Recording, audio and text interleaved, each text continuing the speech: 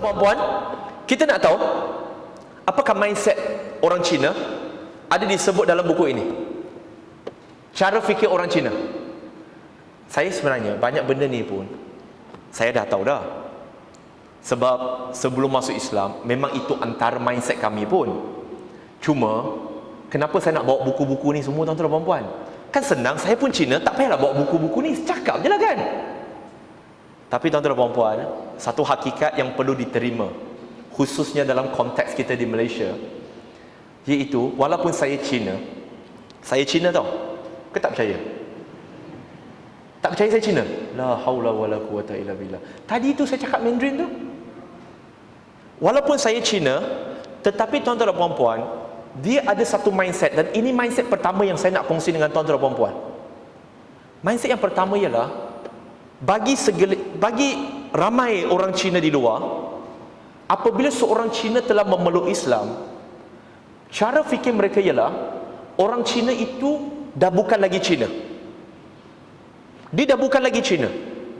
Maksudnya, apabila saya telah memeluk Islam, walaupun saya masih berbangsa Cina, maka saya seperti hilang kelayakan untuk bercakap tentang orang Cina, bangsa Cina, dengan kepercayaan Cina yang pernah saya anuti, yang pernah saya percaya, yang pernah saya borak-borak dengan kawan-kawan saya. Saya tak boleh cakap. Dan anda kata saya ulangi apa yang saya cakap dulu sebelum Islam dengan selepas Islam, mereka akan marah dengan saya. Tetapi kalau saya bercakap dulu, mereka tak akan marah dengan saya, malahan mereka akan bergurau senda dan bergelak-gelak dengan saya. Maka di situ, selepas masuk Islam, saya seperti hilang kelayakan nak bercakap pasal orang Cina. Dan ini dimanifestasikan dalam satu temu ramah saya dengan China Press. Tuan-tuan dan puan-puan tahu China Press? Bukan Cina tekan ya. China Press, surat khabar. Surat khabar Cina. Mereka datang ke pejabat saya dan mereka wawancara saya tentang saya, tentang pergerakan saya, tentang agama Islam.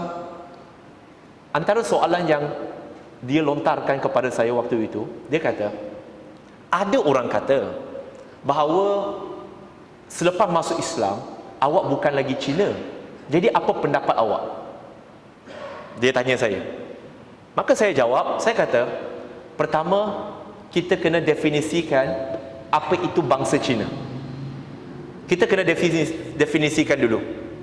Apakah yang melayakkan seseorang untuk menjadi Cina? Kita kena definisikan dulu. Kalau tak definisikan, maka susah kita nak bercakap. Maka saya tanya balik kepada wartawan itu, apa definisi Cina? Apa yang melayakkan seseorang jadi Cina? Dia kata, well, Cina lah, Cina. Dia cakap Cina lah, Cina. Tak.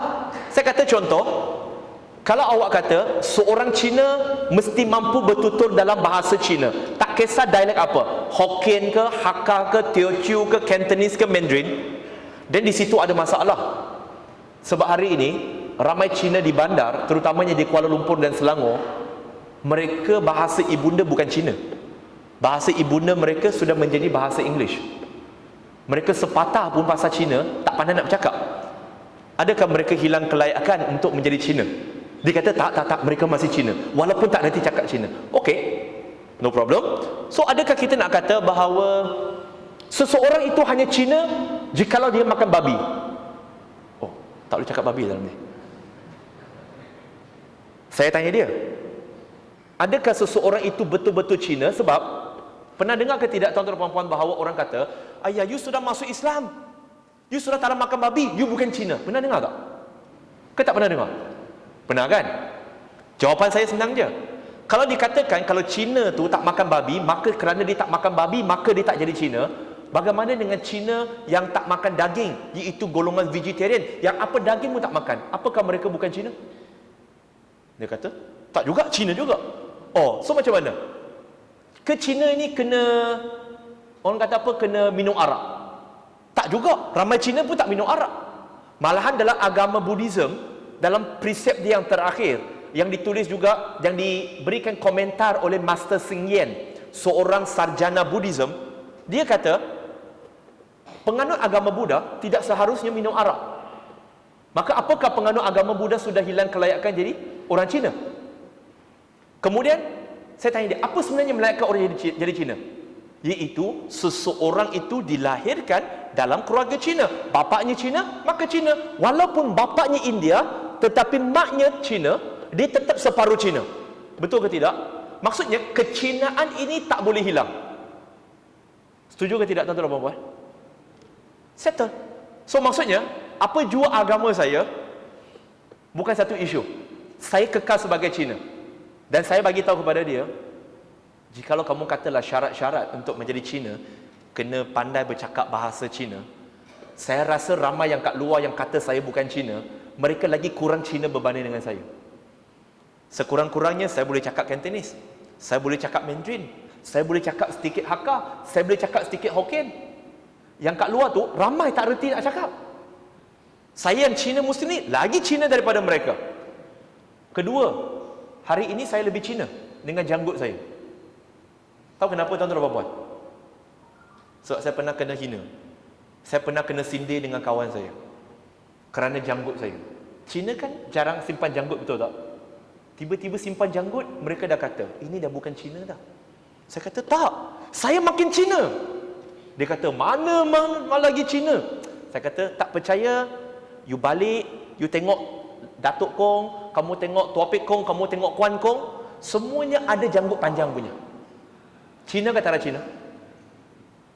Dia kata, Cina. Hah? Saya pun ikut. Ada janggut, ada Cina. Cina hari ini dia tak ikut Cina, saya kata, sebab tak ada janggut. Kalau ikut tamadun Cina yang lama, tuan-tuan dan puan-puan, pernah tengok tak cerita tamadun Cina lama-lama? Maharaja ada janggut tak? Pembesar-pembesar dalam istana raja, maharaja tu ada janggut tak? Sarjana-sarjana dia ada janggut tak? Yang tak ada janggut tu siapa? Tamadun Cina dulu, iaitu orang bawahan yang tak ada kelasnya. Kelas atasan, hakim, sarjana, pembesar di istana, semuanya simpan janggut. Maka saya bagi tahu kepada mereka, hari ini saya jadi high class punya Cina, you low class.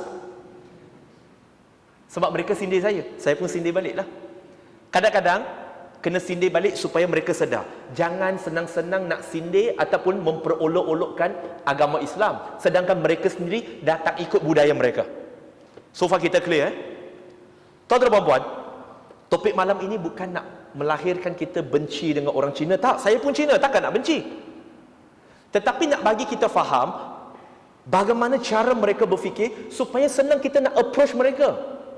Kalau tidak, selagi kita tak faham, kita akan bercakap dari skop kita, tuan-tuan dan puan-puan ni sebagai Melayu, nak bercakap dengan Cina, susah. Tuan-tuan dan puan-puan membesar dengan setengah nilai, orang Cina dia ada nilai yang lain. Kenapa seringkali orang Cina dia takut anak dia masuk Islam? Tidak lain tidak bukan kerana kalau kita lihat tahun 70-an, 80-an, hatta 90-an, apabila seorang Cina masuk Islam, dia kena tukar nama, betul? Terus bin Abdullah habis, betul? Sampai kadang-kadang nama keluarga pun tak ada.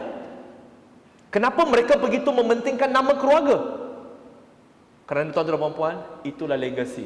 Kenapa orang Cina sangat mementingkan anak lelaki berbanding dengan anak perempuan? Kerana tuan-tuan dan puan-puan, anak lelaki meneruskan legasi nama keluarga, sedangkan anak perempuan bila kahwin, anak yang dia lahirkan akan ikut nama keluarga suami dia. Sebab itu diberikan keutamaan kepada lelaki. Dan ini banyak berlaku di dalam tamadun. Cuma Islam berbeza. Okey?